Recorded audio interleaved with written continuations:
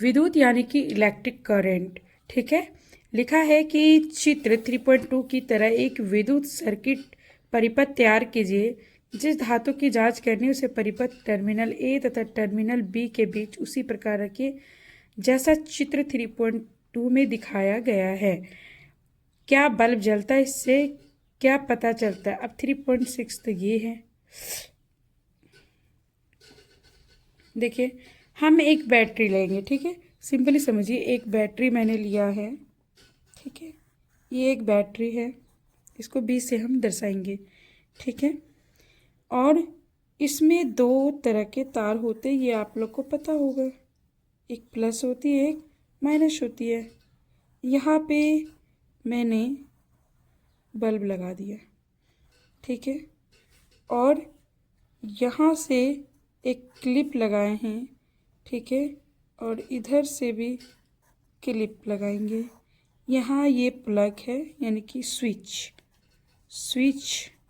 जो कि अपने घरों में हम ऑन ऑफ करते तो उसके लिए स्विच लगी होती है।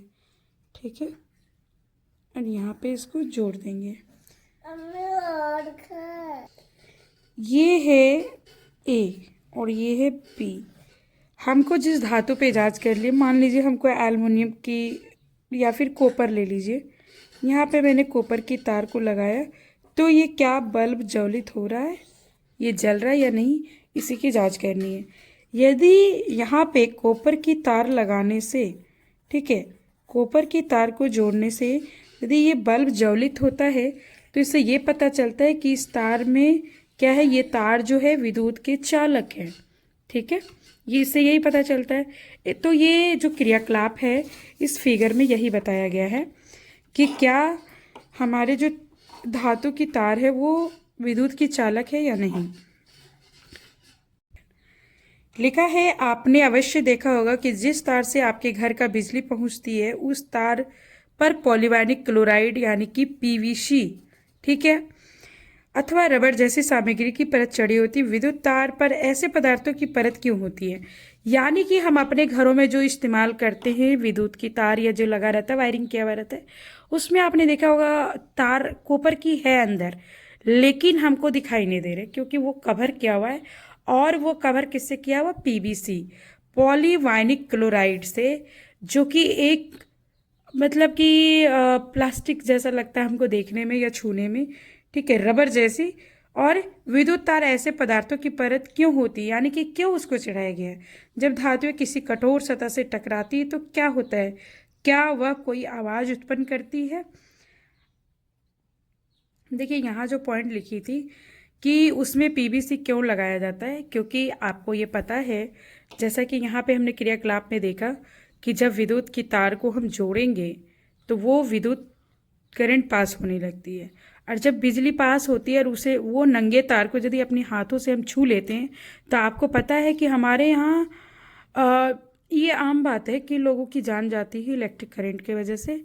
या तो बिजली के तार छू लिया, या तो फिर अपने घर में कुछ इस्तेमाल कर लिया, या फिर उसे पता नहीं है कि उसमें करंट पास हो रही है। ठीक है, और हम उसको छू लेते हैं, यदि वो पीवीसी नहीं किया हुआ या फिर कहीं कटा हुआ है तो हमें करंट लग जाती है। वो करंट से बचाने के लिए पीवीसी का लेयर चढ़ाया जाता है उसके ऊपर।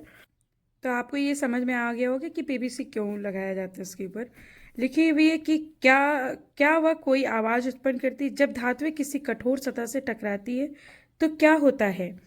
कोई धातु, मान लीजिए लोहा या फिर कोई भी धातु टकराता है कोई कठोर सतह से, तो क्या होती है? आवाज़ उत्पन्न करती है?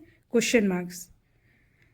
जो धातुएं कठोर सतह से टकराने पर आवाज़ उत्पन्न करती उन्हें ध्वनिक यानी कि सोनोरस यानी कि साउंड से ये वर्ड आया है, सोनोरस। ठीक है, ध्वनिक यानी ध्वनि, आवाज। ठीक है, तो क्या अब आप बता सकते हैं कि स्कूल की घंटी धातु की क्यों बनी होती है? क्यों? क्योंकि वो धातु की बनी होती है, क्योंकि धातुओं में क्या होती है? आवाज होती है। क्या होती है बच्चों? आवाज, सोनोरस होती है वो हमारी धातु, और वो ध्वनिक होती है। उसी को ध्वनिक कहते हैं, जो कि किसी कठोर सतह से, धातुएं कठोर सतह से टकराने पर आवाज उत्पन्न करती है। जब आप अपने ही स्कूल में, ठीक है, बेल लगाते हैं, ठीक है। आपको तो पता है कि आपके स्कूल में सुबह शाम बेल लगती है। जब आप बेल लगाती है तो वो जो घंटी बनी हुई है उस पे आप पीटते हैं, किसी कठोर चीज़ से मारते हैं, हथौड़े से, ठीक है, तो वो आवाज़ उत्पन्न करती है। और क्यों बनती है धातु की घंटी? आखिर क्यों बनती? क्यों? क्योंकि हमें दूर तक आवाज़ सुनाई दे पूरे स्कूल में, ठीक है, इसीलिए बनाई जाती है। या तो फिर आपने मंदिर के भी घंटी देखे होंगे। मंदिर में जो घंटी लगे होते हैं वो भी ऐसे होते हैं और उसके अंदर एक छोटा सा लोलक लगा होता है जो कि उसको आवाज़ देती है। जब आप ऐसे उसको हिलाते हैं तो वो टकराती है और उससे आवाज़ उत्पन्न होती है।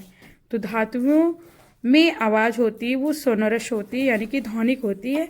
इसलिए हम स्कूल की घंटी या मंदिर की घंटी या कहीं पे भी जहाँ हम घंटी का इस्तेमाल करते हैं वहाँ हम धातु की ही घंटी का इस्तेमाल करते हैं। या तो वो तांबे के रहते हैं, ठीक है, या लोहे के भी हो सकते हैं, लेकिन तांबे की आवाज़ ज़्यादा दूर तक सुनाई देती है, इसलिए ज़्यादातर आपके स्कूल में भी तांबे यानी कि पीतल की घंटी होती है, ठीक है। तो आज इतना ही, ठीक है। कल हम लोग पढ़ेंगे अधातु, ठीक है। आपने धातु के बारे में देख लिया, अब हम लोग पढ़ेंगे अधातु के बारे में कल, ठीक है। बाय बाय, सभी का दिन शुभ हो।